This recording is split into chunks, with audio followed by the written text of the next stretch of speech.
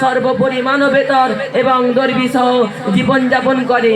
তোমাদের মতো জ্ঞান পাপীদের কারণেই আজকে জল ও স্থল সকলেই বিপর্যয়। সুতরাং তোমাদের ভণ্ডামিকে রুখতে হবে। প্রচালিত যৌতুক এবং বরযাত্রার শয়তানি এবং নষ্টামির আখড়াকে বঙ্গোপসাগরে নিক্ষেপ করে প্রচালিত সমাজ ব্যবস্থাকে ভেঙে এক আদর্শ ইসলামিক সমাজ গড়ে তুলতে হবে।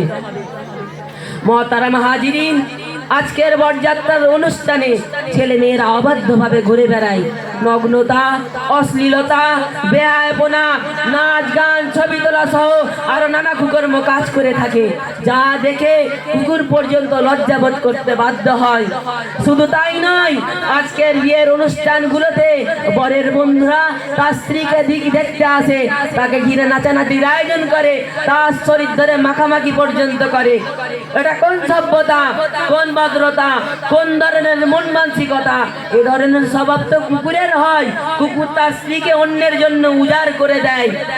শুধু তাই নয়, তার সামনে তার স্ত্রীর সাথে কেউ অপকর্ম করলে তার অনুভূতিতে কিছু প্রতিক্রিয়াও হয় না। সুতরাং হে বর, হে জামাই বাবু, তুমি যদি মুসলমান সন্তান হয়ে থাকো, তোমার মধ্যে যদি হুঁশ জ্ঞান থাকে, তোমার বিবেক যদি ঠিক থাকে, তাহলে তোমার স্ত্রীকে নিয়ে কেউ মাখামাখি করতে পারে।